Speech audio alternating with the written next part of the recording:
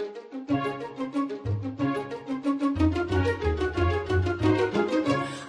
I'm Lorie Marrero, and today's Clutter Video Tip is about business cards.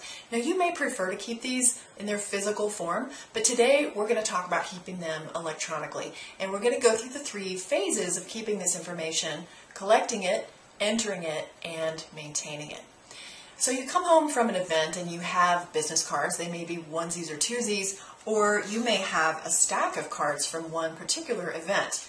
You need to have a place to put those until you have an opportunity to enter them into your system. I use a little basket here on my desk. When I can't see the bottom of the basket anymore, that's my cue to enter the cards.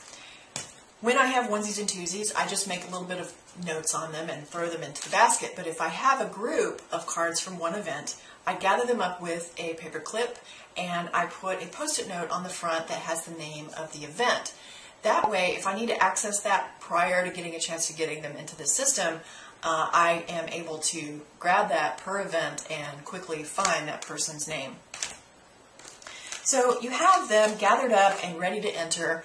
There are many great ways to enter them nowadays with new tools that make it more efficient. We have a card scan machine in our office. That's a great investment if you have a large volume of cards to enter. This is a very accurate method. You can also edit and add to it as you're doing the process.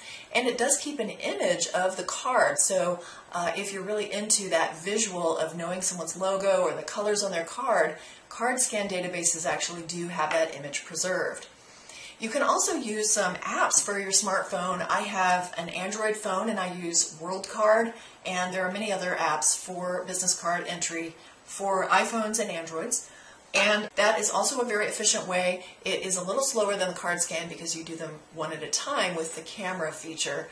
But overall, either of these ways is better than the old-fashioned way, which is typing it in yourself, and that still works great.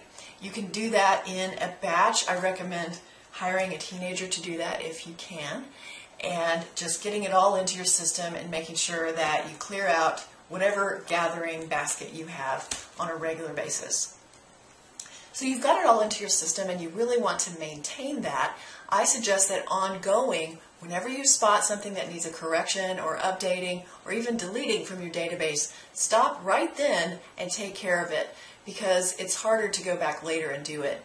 If you do have an annual mailing that you do, like holiday cards or some kind of a sales mailing, it's a wonderful opportunity to clean up your database then, get rid of duplicates, and make sure you have only exactly what you know you need in your database. If you enjoyed these tips and strategies, you might enjoy subscribing to our Thursday newsletter that has a digest of these videos and everything else we produce on the blog and elsewhere. And you can find out about that at clutterdiet.com/free tips. See you next time, and may you always be happy and grateful for having more than enough.